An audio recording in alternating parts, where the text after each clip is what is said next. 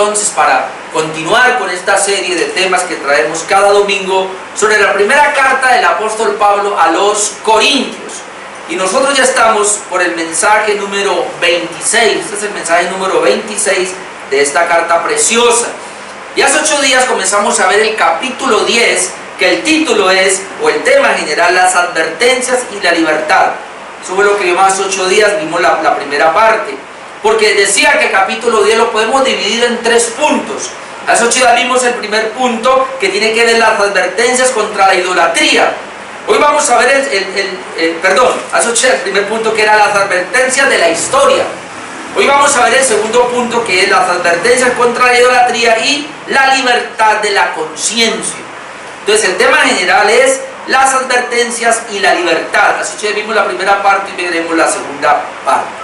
Habiendo ya leído todo el capítulo 10 y habiendo visto la primera parte, las advertencias de la historia, nosotros habíamos considerado que Israel tuvo un problema, y es que cuando Dios lo llama y lo saca para que entre a la tierra prometida, lo tiene que pasar por un desierto. Y la idea del desierto era que se quedaran allí postrados toda aquella generación incrédula, toda aquella generación que no le creyó a Dios. Es más, dicen los estudiosos del tema que entre Egipto y Canaán en vehículo hay 8 horas. Y que realmente Israel, como venían con su ganado, con sus niños, con sus ancianos, ellos era para que entraran más sino 40 días. De hecho, ellos atravesaron desde Egipto hasta las puertas de Canaán, la tierra prometida, 40 días. ¿Cuál fue el error? Que antes de ellos entrar, pues Moisés mandó 12 espías. Ellos fueron y revisaron la tierra, y cuando vienen a dar el informe, la mayoría del pueblo entró en incredulidad. No le creyeron a Dios. Entonces Dios dice, por cada día de incredulidad, ellos revisaron la tierra 40 días, por cada día de incredulidad se van a atrasar un año.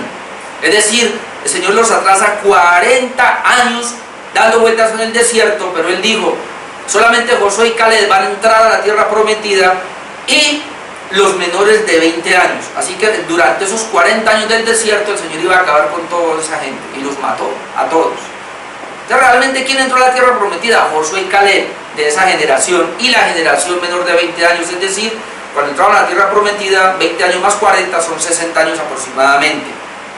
Por eso, en aquella época, Caleb tenía, creo, él dice que tenía en ese tiempo 40 años, más 40, él dice que tenía 45, tenía 85 años, y Josué tenía como 40 también, tenía más o menos 80 años, cuando entran a la tierra prometida.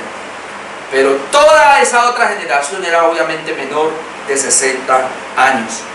Entonces, en la primera parte que vimos las advertencias de la historia, es que ellos quedaron postrados porque quebrantaron los mandamientos de Dios, y habíamos visto todo esto. Habíamos visto cómo Dios los guió en la nube, cómo Dios los guió en el mar, cómo Dios les proveyó el maná, cómo Dios les proveyó el pan, agua de la roca. Pero aún así esta gente incrédula fornicó, tuvo idolatría, murmuraron, y por eso fueron quedando postrados en el desierto. Entonces dice la Escritura que esto quedó como una amonestación para nosotros, para que no forniquemos como ellos, no seamos idólatras como ellos, no tentemos al Señor como ellos lo hicieron, y por eso lo veíamos hace 8 días, que es muy, muy importante. Entonces, las advertencias de la historia.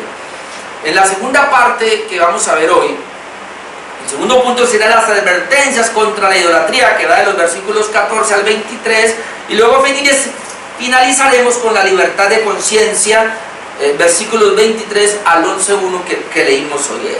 Vamos a hacer este estudio, ya que en la segunda sección, como Pablo va a repetir lo que ya habíamos visto en el capítulo 8, entonces no nos vamos a demorar mucho allí, por eso lo hago en un solo mensaje. Entonces, segunda parte, las advertencias contra la idolatría. 3 cosas voy a mencionar ahí. Número 1, que el apóstol Pablo vuelve a tomar el tema de la idolatría que traía del capítulo 8, y que también lo había mencionado acá en el capítulo 10. Vea versículos 14 y 15 lo que nos dice.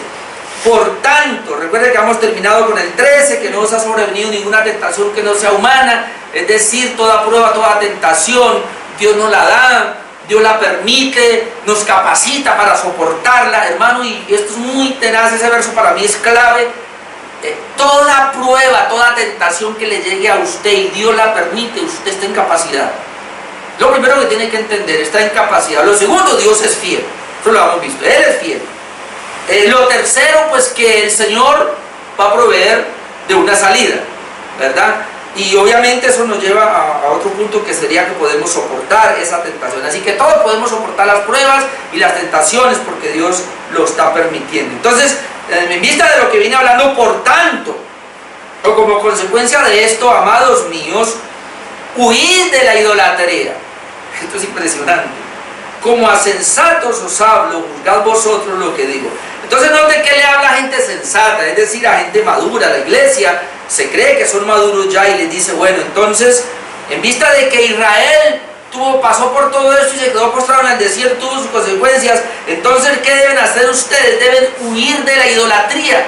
Cuando pasamos por 1 Corintios capítulo 6, versículo 18, encontramos que Pablo dice, huid de la fornicación. Y ahí habíamos dicho nosotros que en las tentaciones sexuales, que a todos nos van a llegar, tanto como hombres como mujeres, esto no es para quedarnos.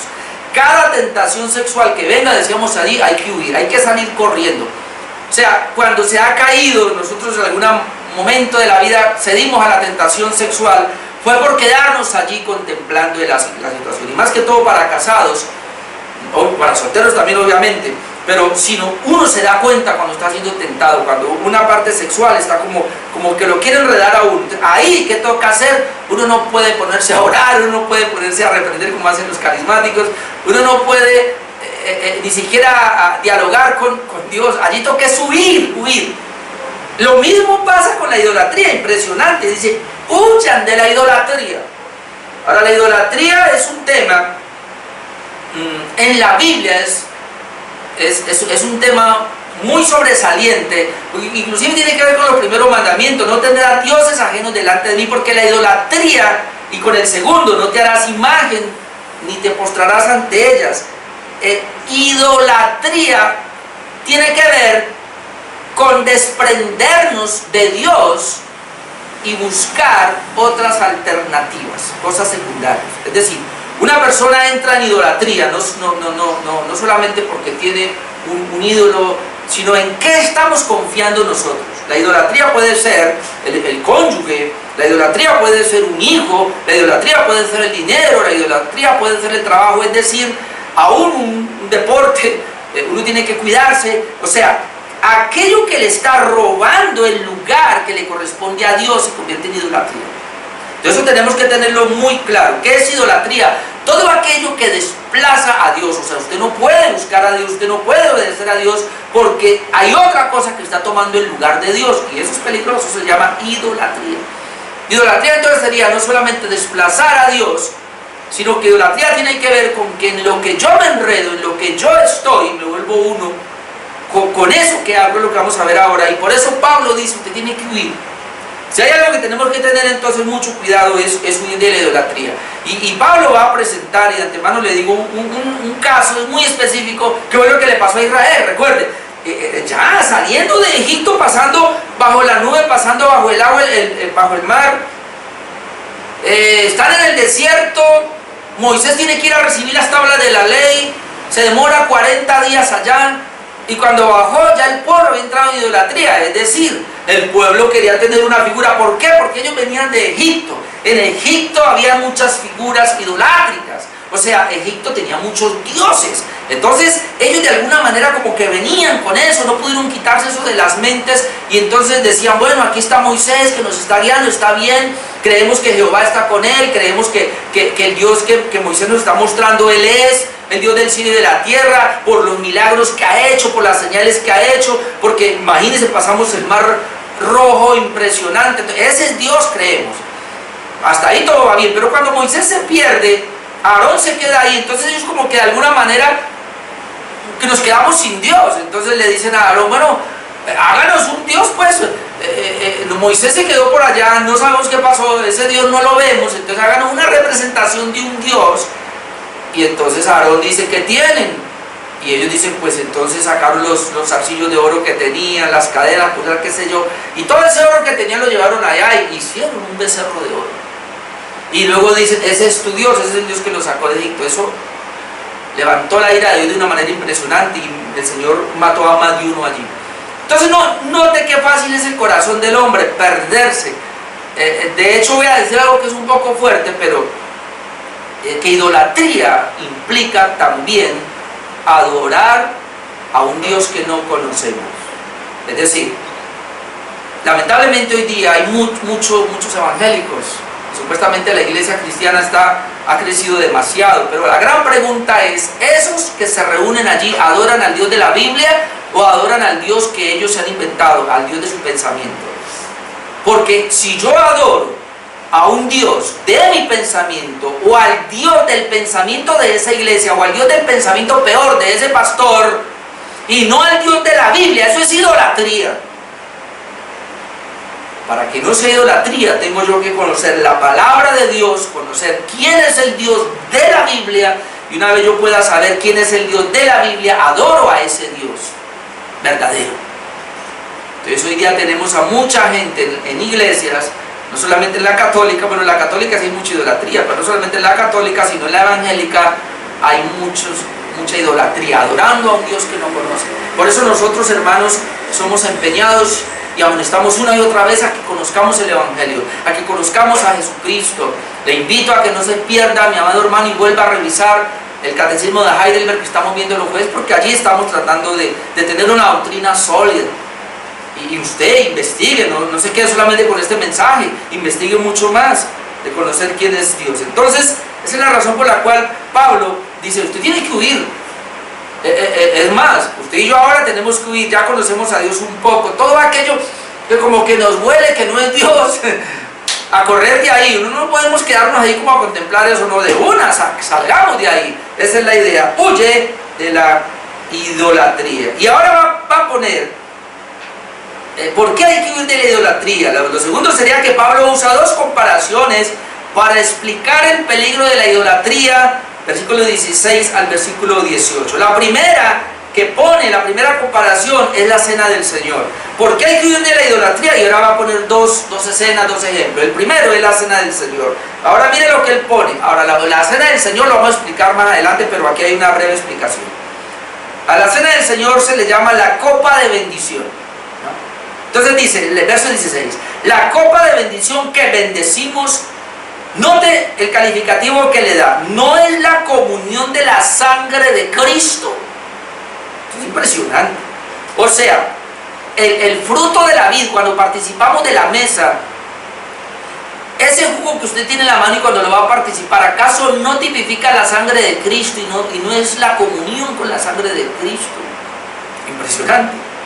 Ahora dice, el pan que partimos, ese pedacito de pan, que a mucha gente lo ve como insignificante, pero un creyente verdadero no. Ese pedacito de pan que usted tiene en la mano antes de comer, no es la comunión del cuerpo de Cristo, o sea, no tipifica el cuerpo de Cristo, donde quien participa de la mesa, de la copa y del pan, tienen espiritualmente una comunión con Cristo, se hacen uno con Cristo. Hermano, esto es más que un símbolo. Vuelvo y aclaro acá, no creemos en la transustanciación y en la consustanciación. Ahora sí me acordé del término.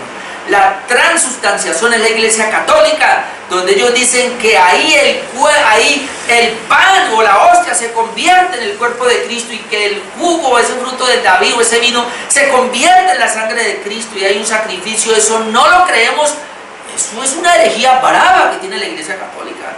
Oh, Dios mío, no. Nosotros no creemos así, tampoco la transustanciación, bueno, ese nombre, que es lo que creen los luteranos o que creía Martín Lutero, que aunque él decía que aunque es cierto que ese pan no se convierte en el cuerpo de Cristo y que la sangre y que la copa no se convierte en la sangre de Cristo, pero él decía que Cristo está por encima, por debajo, alrededor, ahí el cuerpo de Cristo está alrededor. Bueno, es casi lo mismo, no hay mucha diferencia, así creía. Otro era se me fue el nombre, mi esposa tanto que molestaba con el nombre de él, que él, un reformador, que él iba al otro lado, a ver mientras me acuerdo el nombre de él, que él iba al otro extremo y él decía que el pan y la copa son solo símbolos, Tampoco nosotros creemos así. obviamente contemporáneo también de Juan Calvino. ¿Qué fue lo que hizo Juan Calvino? Nosotros creemos como creía Juan Calvino. Juan Calvino dice ni como los católicos, ni como Martín Lutero, ni tampoco como así me olvidó el nombre de este otro hombre, Padre Santo. Bueno, ni tampoco como él que dice que es un mero símbolo. Hay muchas iglesias, y yo venía de ahí, donde no, la copa es un símbolo, o sea, hacemos esto solamente porque el Señor lo ordenó y nada más. Y lamentablemente muchas personas así, yo participaba antes de la mesa así, muchos participan de la cena así como un símbolo nomás. Yo me como el pan, me bebo la copa, pero como un símbolo nomás de la muerte y sacrificio de Cristo. No, Juan Calvino decía, esto es mucho más que un símbolo, ni se convierte en el cuerpo de Cristo, sino que es un símbolo. Él decía más o menos lo siguiente, que es donde lo tomamos nosotros, lo que es la cena del Señor. Cuando usted tiene el pan y usted tiene la copa allí, aunque sí es cierto que son símbolos, y allí no, ellos no se convierten ni en el cuerpo ni en la sangre de Cristo, no. Pero es un momento tan especial de comunión que cuando el Señor lo ordenó, el Señor espiritualmente está allí en esos símbolos, espiritualmente, no en el cuerpo. El cuerpo de Cristo está sentado a la diestra de Dios. La Iglesia Católica dice que el Señor vuelve a ser sacrificado ahí. Los luteranos dicen que el Señor, el cuerpo de Cristo sí está ahí, pero pues no en los panes, pero está por los lados, alrededor. No. Aunque Juan Calvino tenía otra idea, ¿no? Él decía que era que más bien nosotros como que subíamos a la presencia de Dios, pero eso no lo tomaron los reformadores. Lo que nosotros tomamos es lo siguiente, y es muy importante. El elemento del pan y de la copa, si bien es cierto, Zwinglio, ya me acordé, si bien es cierto que Zwinglio decía que eran símbolos, Juan Calvino dice, no son símbolos, son más que un símbolo. Son símbolos, obviamente, del cuerpo de Cristo y de la sangre de Cristo, pero son más que un símbolo. Cuando vamos a participar del elemento del pan y de la copa, espiritualmente Cristo está. Espiritualmente Cristo está. No está en el pan y no, pero espiritualmente Cristo está en el cuerpo. De modo que cuando participamos somos uno con Él espiritualmente. Eso es lo que nosotros podemos creer. Entonces por eso dice el 16, la copa de bendición que bendecimos en ese momento. No es la comunión de la sangre de Cristo, claro, estamos uno con Cristo en su muerte. El pan que partimos no es la comunión del cuerpo de Cristo, sí, siendo uno solo el pan. Nosotros, con ser muchos, somos un cuerpo, pues todos participamos de aquel mismo pan. Entonces aquí hay una comunión especial. Hermano, participar de la mesa es impresionante, además de que es una bendición espiritual. Nos une a Cristo espiritualmente en ese momento más de lo que hemos venido, pero nos une a los hermanos que estamos participando también, porque recuerde, cada hermano tiene un pedacito de pan y ese pedacito de pan hace parte de un pan. Cada hermano tiene un poquito de jugo de fruto de la vid, pero hace parte de un fruto de la vid, sacó de la misma uva. Entonces todo esto el Señor lo dejó para que entendiéramos que somos uno en Cristo. La iglesia es una en Cristo, pero somos uno con Cristo. Amén. Qué precioso esto. Entonces, esto es muy importante que lo tengamos en cuenta ahora que vamos a hablar de la idolatría. Porque Pablo está diciendo que necesitamos huir de la idolatría. Aquí está diciendo, cuando participamos de la mesa somos uno. Somos uno con los que estamos participando y somos uno con la persona que estamos representando. En este caso con Jesucristo. Y el otro ejemplo que pone es Israel, verso 18, mirad a Israel según la carne.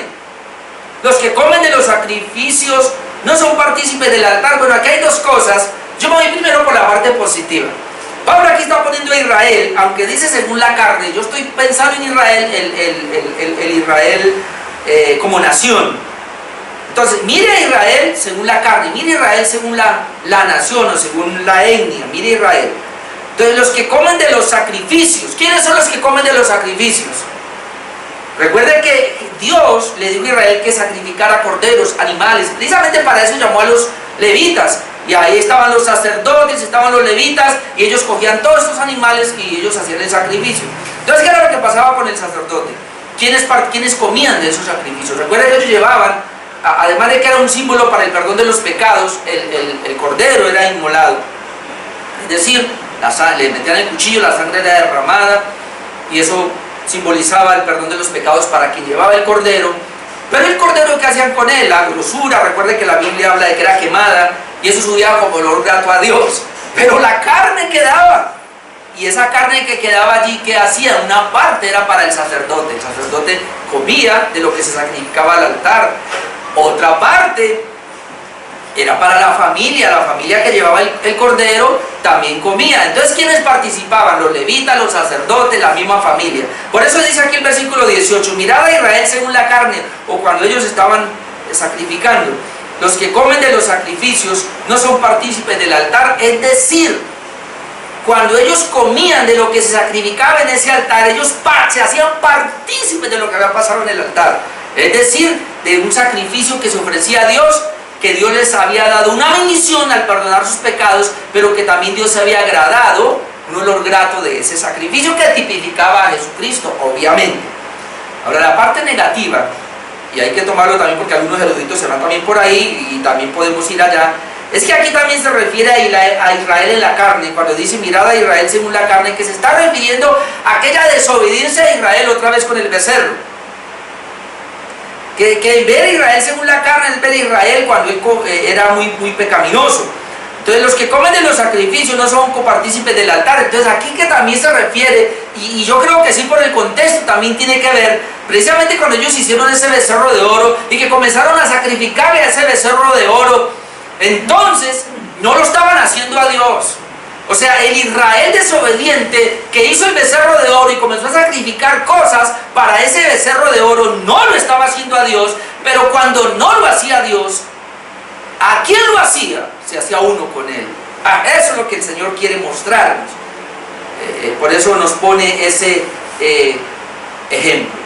Lo tercero que vemos ahí es que Dios es celoso, por lo que no debemos participar de la idolatría. Vamos a ver el celo de Dios tan impresionante, versículo 19. ¿Qué digo pues?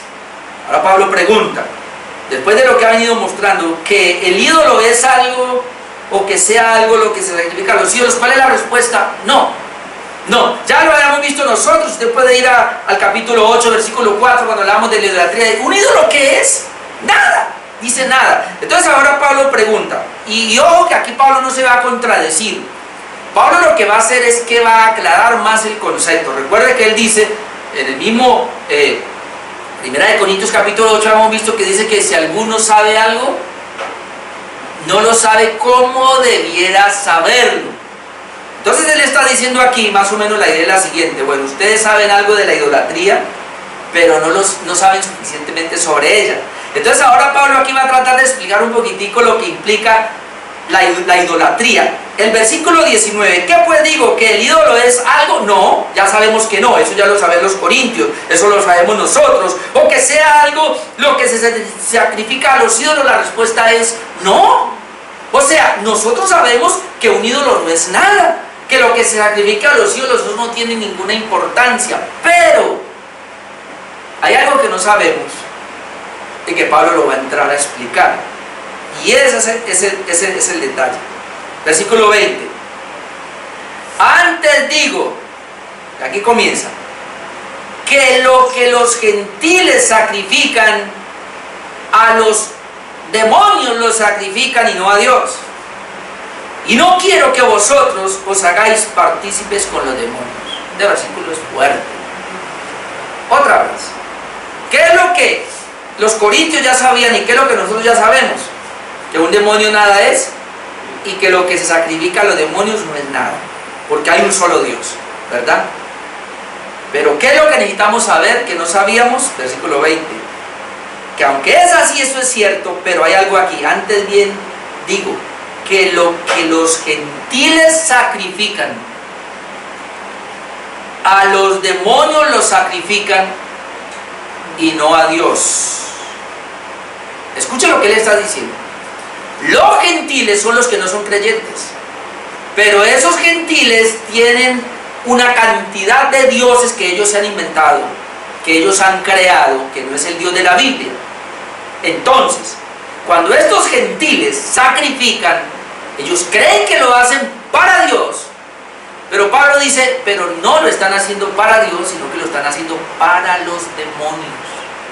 Escucha, hermano, que esto es importante. Aunque un ídolo nada es, el espíritu de lo que esa persona está haciendo sí es, sí tiene importancia. ¿Y cuál es la importancia?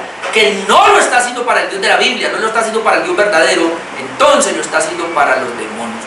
Agárrese fuerte aquí, mi amado hermano. Escucha, si yo no adoro al Dios de la Biblia, estoy adorando a los demonios, aunque yo crea que es al Dios verdadero.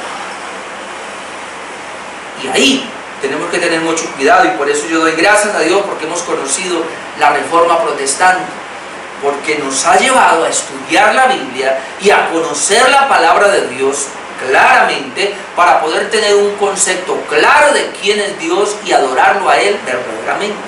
Porque toda persona, y otra vez me toca meterme con los católicos, lamentablemente, pero los católicos no saben, no conocen a Dios. Así que todo lo que hagan allá no lo hacen para Dios. Pablo dijo, lo hacen para los demonios. Aún aquellos evangélicos que van a las iglesias y no conocen a Dios, no es el Dios de la Biblia, ustedes creen que lo hacen para Dios, pero si no es el Dios bíblico, lo hacen para los demonios.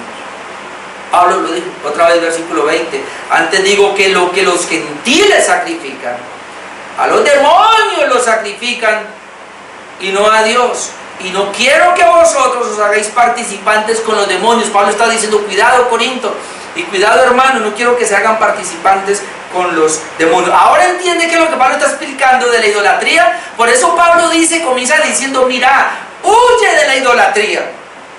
Esto es tan peligroso, esto es tan riesgoso, que puede ser que llegue el momento donde no estamos adorando al Dios de la Biblia, al Dios verdadero, sino a los demonios. Aquí no hay término medio. O se adora a Dios, o se adora al diablo. O se adora a Dios, o se adora a los demonios. Aquí no hay término medio. Y esto es impresionante. Entonces el creyente no debe participar de esos sacrificios o festivales, dado que el hacerlo es participar del espíritu o del sacrificio, de ese espíritu, de ese sacrificio, y no se hace para Dios. Entonces, versículos 21. Entonces ahora Pablo dice, no podéis beber, entonces no podéis beber la copa del Señor. Si es un creyente, usted como creyente entonces ahora no puede beber la copa del Señor, y tampoco la copa de los demonios. No se puede hacer ahí paralelamente. No podéis beber la copa del Señor y la copa de los demonios. No podéis participar de la mesa del Señor y de la mesa de los demonios. No lo puede hacer. ¿O acaso provocaremos a celos al Señor? ¿Somos más fuertes que Él? ¿Cómo se provoca celos al Señor acá entonces? Porque Dios es muy celoso. Cuando alguien dice que es cristiano, participa de la mesa del Señor, es decir, escuche, si él participa de la mesa del Señor, es uno con el Señor, es uno con los hermanos, está diciendo Pablo. Ahora, ¿cómo va a participar de la mesa de los demonios? Y quiero volver aquí, ¿cuál es el punto? Ya lo habíamos tocado en el capítulo 8, pero ya habíamos dicho nosotros que en Corinto pasaba eso. Recuerden que la mayoría de los corintios tenían mucha idolatría, muchos dioses, y ellos entonces esos sacrificios lo hacían a esos dioses que ellos tenían. Y entonces, ¿qué pasa? Igual como hemos visto en la palabra, ellos se comían la carne, los sacerdotes diabólicos, satánicos se comían la carne, pero mucha de esa carne quedaba y se vendía en las carnicerías. Y pues Pablo, y eso pasaba y puede pasar hoy día. Pero ¿cuál es el punto aquí que está manejando Pablo? Está bien, por motivo de conciencia yo no voy a preguntarle, lo vamos a ver más adelante. Pablo dice así, pero ¿cuál era el problema? El problema era que muchos de esos que se estaban convirtiendo al Señor tenían familiares o amigos que eran impíos. Entonces, un ejemplo, llegaban allá a la iglesia, bueno, entonces este fin de semana hay un asadito en tal finca, o vamos a ir a una fiesta, un cumpleaños, que es un matrimonio, y vamos a hacer ahí. Pero ¿qué pasa? Esa gente o esa familia no es creyente, entonces ellos iban y sacrificaban, digamos, esa vaca, ese toro o ese chivo a los demonios, porque ellos eran de ahí, participaban de esa manera. Entonces el creyente iba y siendo consciente de eso, de que ese animal fue sacrificado allá, entonces lo que estaban haciendo era que iban, porque era de la familia, porque eran amigos, entraban en ese mismo ambiente y participaban y comían. Pablo tiene que decir, un momentito, si bien es cierto que el ídolo no es nada y que lo que se sacrifica a los ídolos no es nada, hay un detalle aquí, y es que cuando usted, siendo creyente, participando de la mesa del Señor, usted ahora no puede ir a participar de la mesa de los demonios. Es decir, tiene que tener una reserva. Y lo voy a poner en términos como de nosotros. Hermano, yo pregunto, ¿la cerveza es mala? Si usted se toma una cerveza, ¿es malo? No. Usted se puede tomar una cerveza, digámoslo, un asadito, se toma una cerveza, bueno, está bien, yo no le veo problema a eso, pero en el caso mío, ya depende de la conciencia suya. No tengo problema, pero si yo voy a la Octava, los que conocen la Octava, aquí es un lugar donde hay muchos burdeles o cantinas, me meto a una cantina y me siento con toda esa gente que está ahí en medio de toda esa música, hay unas mujeres ahí semidesnudas bailando, y ahí hay mesas, y yo me siento ahí con toda esa gente que está ahí escuchando todo tipo de música y me tomo la cerveza. ¿Ve la diferencia? ¿Ve la diferencia? A eso es que nos estamos... Eso es lo que está diciendo Pablo. En sí no es que sea malo, es este acto. O sea, ustedes pueden comer carne que ha sido sacrificada a los ídolos, no hay problema. El problema es cuando usted va y se mete a ese lugar y se convierte uno con ellos. Esa es la gran diferencia. Entonces es lo que uno tiene que tener cuidado en esa parte. Y hay muchos ejemplos más que uno pudiera poner en los cuales pues uno libremente puede hacer la cosa. Otra cosa es ir allá, ir y meterse allá. Pudiéramos decir, a ver, otro ejemplo. Usted puede evangelizar de pronto a una mujer prostituta, si usted sabe que vive ahí en la esquina, usted sabe la casa donde usted puede ir y la evangeliza allá, la puede compartir, pero usted no se va a ir para un sitio, a un prostíbulo, a evangelizarla allá. ¿Ven? Son dos cosas diferentes. O estar allá. Entonces, es eso. Otro ejemplo que pudiéramos poner aquí, a ver, para que puedan captarme la idea. Espero que no se me enojen los católicos, pero nosotros sabemos que una misa católica, cuando el cura está dando la hostia y él se está tomando el vino, la teología católica es que ahí se convierte ese pan o esa hostia, es el cuerpo de Cristo. Por eso ellos dicen cuerpo de Cristo. Y si usted católico no lo sabía, pues qué pena. Pero el sacerdote es consciente de que esa hostia es el cuerpo de Cristo. Y cuando una persona va y comulga y participa de esa comunión, ellos están celebrando un sacrificio. La idea católica es que Cristo vuelve a ser sacrificado por los pecados de esa gente. ¿Quiere que le diga? Es una herejía, es una herejía. Por eso, un cristiano, cuando le toca ir a acompañar a un familiar a un sepelio, no participa. Es decir, nosotros respetamos eso y acompañamos a las personas al cementerio. Yo a veces he entrado, pero me he hecho como la última parte de la iglesia, pero y si llegase a estar en una iglesia católica, llegase a entrar en una iglesia católica, yo nunca me paro ni participo de lo que ellos están haciendo allí, porque lo que ellos están haciendo allí, toda esa misa, eso es idolatría. Eso es idolatría, eso sí, porque ellos no conocen a Dios, ellos no saben lo que están haciendo, eso es idolatría. Y si yo participo, me hago partícipe con ellos, y entonces Dios es celoso. Y Dios se va a levantar, como dice el versículo 22, ¿o acaso provocaremos a celos al Señor? ¿Somos más fuertes que Él? No, a eso es que se refiere. Y otra vez aclaro, aunque el ídolo no es nada, ni lo que se sacrifica a los ídolos no es nada, porque hay un solo Dios, pero cuando yo me meto, o cuando ellos se metían a esos festivales y no les importaba, entonces el Señor dice, ojo con eso, dice Pablo, ojo con eso, porque así como... Esta es la relación que hace. Así como yo soy uno con Cristo cuando participo de la mesa y soy uno con mis hermanos, escúchese, cuando yo participo con los gentiles en esos actos, yo me identifico con ellos y llego a ser uno con el sacrificio que ellos están haciendo y soy uno con los que sacrifican. No sé si me va lo que dijo Pablo, que aquellos que traen una doctrina distinta a la nuestra, no lo recibáis en casa. Y dice, con el tal ni aún comáis. Porque hermano, siempre hemos sabido eso, cuando uno en la mesa, sienta personas en la mesa, tiene que tener una muy intimidad con ellos. Casi siempre la familia o a veces hay amigos, pero tiene que tener una intimidad con ellos. ¿Por qué? Porque vamos a comer de lo mismo y eso implica intimidad. Vamos a intimar con ellos, implica que somos lo mismo, estamos comiendo lo mismo. Entonces a eso es que se refiere. Entonces tenemos que tener cuidado, aunque un ídolo nada es, y lo que se sacrifica a los ídolos nada es, Pablo quiere aclararnos aquí de que eso es peligroso y que una persona no puede andar. Entonces usted cristiano, Usted no me venga a decir que usted es un cristiano que es justificado y a usted le gusta andar por ahí en las tabernas. O a usted le gusta andar, mire, puedo poner otro ejemplo, cualquier ejemplo. A mí me gusta jugar sapo. Los que no saben ahí qué es sapo, pues es un sapito abierto, uno le tira allá. Pero ¿sabe dónde juego yo? En las fincas. La última vez que jugaba era que iba con un pastor que tenía una finca y él tenía ahí el jueguito. Y con mi esposa jugábamos a ver quién lo metía allá. O si uno va de paseo y le alquilan una finca y ahí está el jueguito de sapo, pues eso, hasta ahí yo llego. Pero yo no voy a ir a meter a jugar, hermano, donde hay gente jugando, apostando, donde hay escuchando música, todo ese tipo, porque me convierto uno con ellos y lo estoy haciendo para el diablo, para los demás. Eso es lo que hay que mirar. No es que seamos legalistas ahora y que, ay, no, entonces, no. Se trata de que el Señor aquí está diciendo, Él es muy celoso y tenemos que tener cuidado con eso.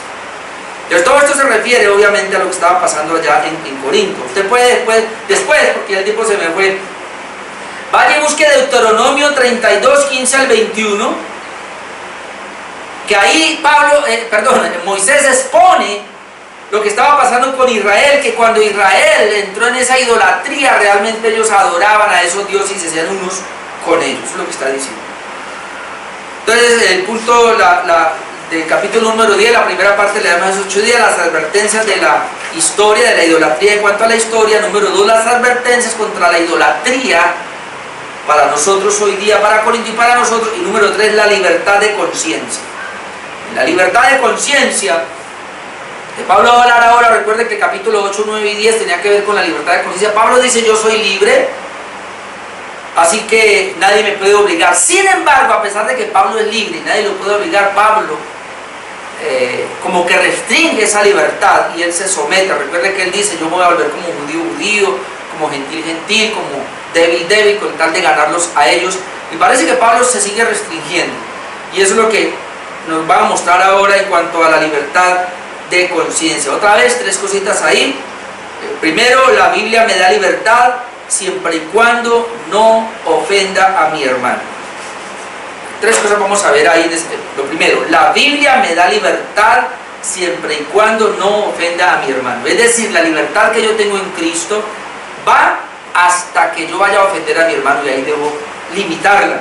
Entonces sí tiene límites la libertad en Cristo, y es hasta que ofenda a mi hermano. Versículo 23, ya habíamos visto este pasaje, todo me es lícito, pero no todo conviene, todo me es lícito, pero no todo edifica. Entonces, ¿qué tenemos que buscar ahí? Aunque todo me es lícito, yo no lo voy a hacer todo, voy a hacer solamente lo que me conviene. Bueno, dije mal, no lo que me conviene, sino lo que conviene bíblicamente, lo que conviene según Dios. Todo me es lícito, pero no todo conviene. O sea, yo tengo que llegar a tomar decisiones entre qué es lícito. Esto es lícito y esto es lícito. O sea, no es pecado, pero ¿qué conviene? ¿Y qué conviene según Dios? ¿Qué conviene según la palabra? Luego, todo me es lícito, pero no todo edifica. Ahora hay que mirar, todo me es lícito, yo puedo hacer todo. O sea, me es lícito en el sentido bíblico, ¿no? No es que me es lícito, no, en el sentido bíblico. Todo me es lícito bíblicamente, lo que me es lícito bíblicamente, pero aún tomando 2 decisiones, ¿qué voy a buscar? Lo que me edifica. ¿Qué es lo que me edifica? A ver, ¿qué ejemplo pongo? Pongamos el ejemplo entre una novela, y no estoy en contra de que no vea novela, obviamente ponga restricciones, pero entre una novela y leerse un buen libro. Usted puede hacer las 2 cosas, no es un pecado, siempre y cuando la novela obviamente tenga restricciones. Pero usted puede escoger entre verse la novela o leerse un buen libro, las 2 cosas me son lícitas, pero ¿qué me edifica? Ese es el punto. Entonces la idea acá es que en la libertad que tenemos en Cristo ahora, busque lo que conviene y lo que edifica. Y luego dice, ninguno busque su propio bien. Aquí está entonces ya las restricciones. Aunque tengo libertad en Cristo ahora, y obviamente viene en todo el contexto que está hablando de la idolatría, ninguno busque su propio bien, sino el del otro. ¿Qué tal si aprendiéramos a vivir de esa manera? No buscar, y ahora que somos hijos de Dios, no buscar lo que mi propio bienestar, y eso la Biblia tiene muchos textos, sino el bienestar de la otra persona. 25. De todo lo que se vende en la carnicería, y para aclarar lo que vine a lo que habló atrás, de todo lo que se vende en la carnicería, comed sin preguntar nada por motivo de conciencia. O sea, usted no va a comenzar ahora una ciudad, le dice a los corintios, tampoco ustedes ahora se van a poner por lo que acabo de decir, que van a ir de carnicería en carnicería, es decir, usted sabe si esta carne fue sacrificada a los hijos, porque si es, yo no la compro. No se van a poner ahora a hacer eso. No, vayan con libertad, compren la carne. Usted no pregunte por motivo de conciencia. De todo lo que se vende en la carnicería, pues compren, o sea, coma sin preguntar nada por motivo de conciencia. ¿Por qué causa? Porque del Señor es la tierra y su plenitud. Es decir, esa carne que venden allá, Dios la hizo para nuestro beneficio, para nuestro provecho, pero sí lo quiero llevar a 1 Timoteo 4, porque es muy importante. Si alguno cree que, ay, pero aquí, ¿será que esto viene? Y hoy sí que nos va a tocar. Creo que fue mi hermano Robin el que se puso a mandar algo, o fue Elena, yo no sé, creo, no recuerdo ayer. El alcalde de Medellín decía que ni siquiera se puede tomar un tinto, porque uno puede infectarse ahí del COVID. Entonces, yo le decía ahí, y decía, entonces no se puede comer pues nada en la calle. Y yo conozco gente que no come nada en la calle. Yo sí como en la calle. Hasta le decía a mi hermano, nos va a tocar restringirnos, yo no sé. Pero hay algo aquí que quiero decir, obviamente hay que evitar. Pero tampoco podemos ir pues al extremo de que entonces yo no le recibo a nadie y entonces yo no a nadie, solamente lo que mi esposa me dé porque de pronto me contamina. Bueno, vean lo que dice aquí, porque más o menos es lo que estaban haciendo los corintios. No, ¿qué tal? Entonces yo no como nada en ninguna parte porque ¿qué tal que esto haya sido sacrificado a los demonios y todo? Mire lo que dice 1 Timoteo 4, 1 Timoteo 4:1. Pero el Espíritu dice claramente que en los postreros tiempos algunos apostatarán de la fe, escuchando espíritus engañadores y doctrinas de demonios, que por la hipocresía de mentirosos que tienen cauterizada la conciencia, y esto es lo que pasaba, prohibirán casarse, y escuche, y mandarán a abstenerse de alimentos que Dios creó, para que con acción de gracias participen de ellos los creyentes y los que han conocido la verdad. ¿Cómo debemos comer? Con acción de gracias. Ahora mire, porque todo lo que Dios creó es bueno, y nada es de desecharse, si se toma con acción de gracias, porque por la palabra de Dios y por la oración es santificado. Entonces tenemos que hacer tres cosas, dice ahí. Tomar, bueno, 4. Primero, todo Dios lo hizo. Del Señor es la tierra y su plenitud, está diciendo Pablo en 1 Corintios 10. ¿Por qué? ¿Por qué no debo preguntar si esto fue dedicado a los demonios? No, porque eso es carne y yo debo comerla. Y lo primero que tengo que tener en cuenta es que Dios lo hizo para mi bienestar. Lo otro que debo hacer es al comerla, pues de gracias a Dios porque tiene alimento, de gracias a Dios porque tiene la comida en la mesa. Lo otro, pues si usted tiene dudas, y por eso toqué lo del COVID, ore entonces. Y porque dice ahí que la oración y la palabra santifican los alimentos.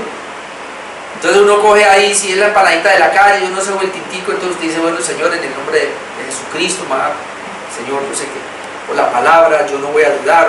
Y creo que la palabra se refiere ahí que todo Dios lo creó para nuestro sustento. Ahora, si usted tiene problemas con la conciencia, pues no lo haga. Es libre y yo entiendo eso. Una vez íbamos con unos hermanos de otra iglesia por allá en la Cicla y pues llegamos a un lugarcito y comamos arepita aquí, nos sentamos ahí todos ahí que no comaron, unos sí, los otros no, bueno, respeto. Y yo he visto que ellos se cuidan mucho, sí, y llevan su propio alimento. Debemos hacer así en este tiempo, yo sé que debe ser así. Y hay gente que no le come en la calle, bueno, está bien, hay otros que de pronto sí.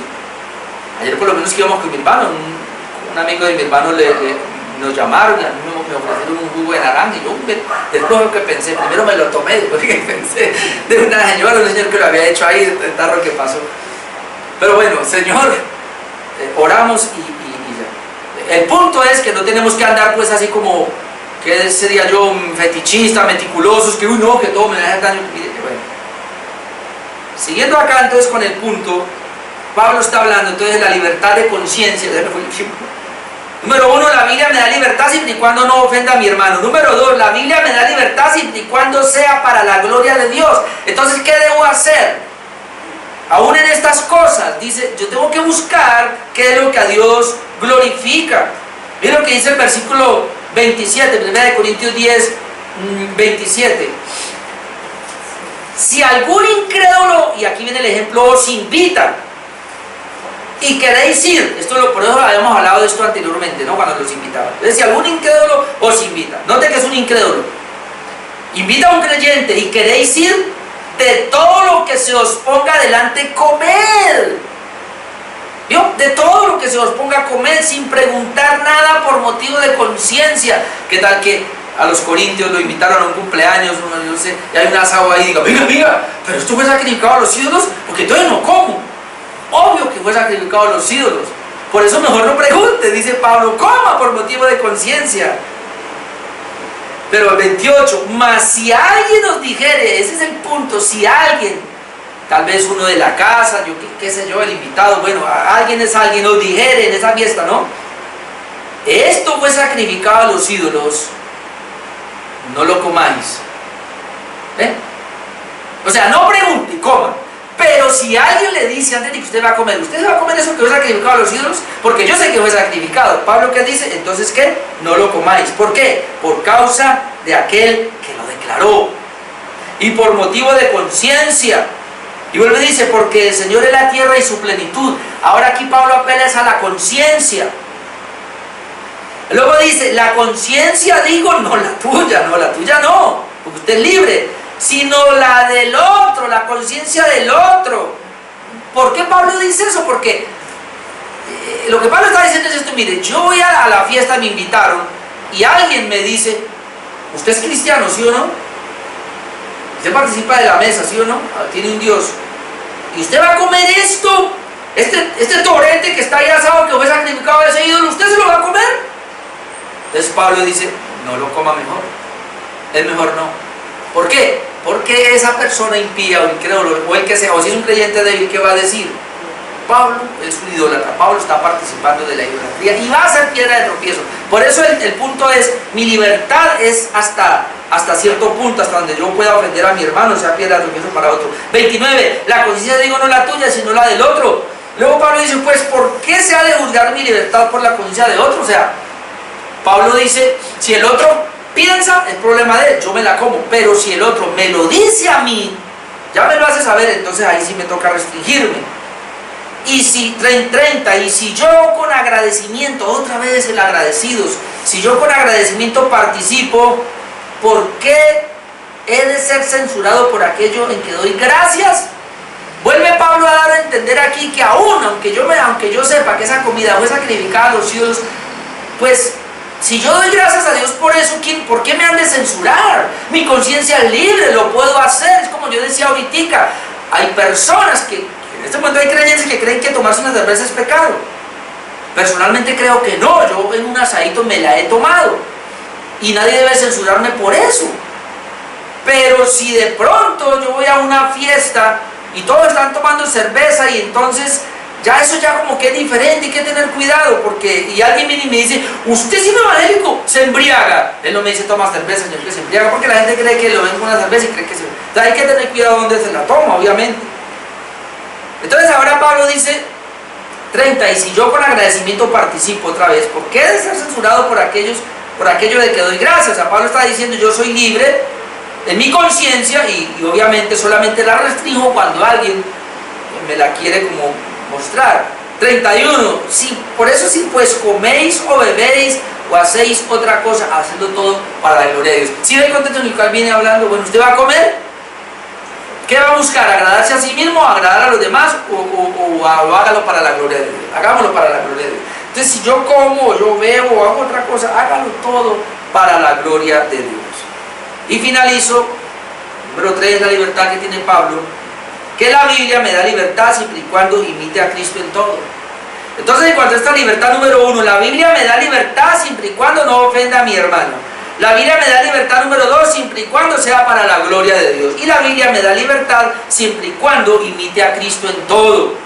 Sería versículos, ya para terminar, 29 al 31. Entonces, 32. No seáis tropiezo ni a judíos, ni a gentiles, ni a la iglesia de Dios. Ahora, aquí no hay tres grupos. Algunos creen, no seáis tropiezo ni a judíos, ni a gentiles. Esos son los dos grupos que hay. Ni a la iglesia de Dios se refiere a que la iglesia salió de judíos y de gentiles, eso es lo que la Biblia plantea. No es que hay tres grupos como dicen los dispensacionalistas, no. No se extropió a los judíos ni a los gentiles, ni a la iglesia de Dios, o sea, no es que haya un tercer grupo, sino que la iglesia de Dios salió de los judíos y de los gentiles, claramente la Biblia lo expone. Pero el punto es no seamos de tropiezo, como también yo, y Pablo se pone de ejemplo, en todas las cosas agrado a todos, no procurando mi propio beneficio, sino el de muchos, para que sean salvos. Es decir, Pablo dice, si yo voy a una reunión, nadie me dice nada, yo como de todo. Pero si yo voy a una reunión y alguien me dice que eso fue sacrificado a los ídolos, como yo quiero la salvación de ese, entonces no lo hago. Prefiero aguantarme, prefiero no comerme ese marranito asado o una costilla asada, prefiero no comérmela. Me niego a sí mismo, mi libertad en Cristo se niega con tal de ganarlo para Cristo. Entonces es lo que él está hablando. Pero luego termina diciendo, sed imitadores de mí, así como yo soy de Cristo. Entonces en la libertad cristiana, ¿a quién tenemos que imitar? A Cristo. Pablo dice, imítelo a él. En otra parte dice, también imítenme a mí como yo imito a Cristo. No es que Pablo se está poniendo como ejemplo, sino que Pablo está diciendo, lo que hay en mí de Cristo, imiten eso.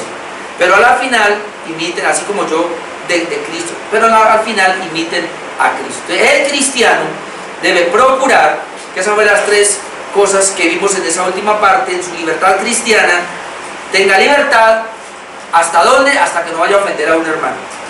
Tenga libertad, ¿hasta dónde? Hasta que entienda que su libertad cristiana debe glorificar a Dios. Tenga libertad cristiana hasta que esté imitando a Cristo. Eso sería entonces lo que vimos hoy, en cuanto a las advertencias del capítulo 10 y la libertad que tenemos en Cristo. Vamos a dejar ahí.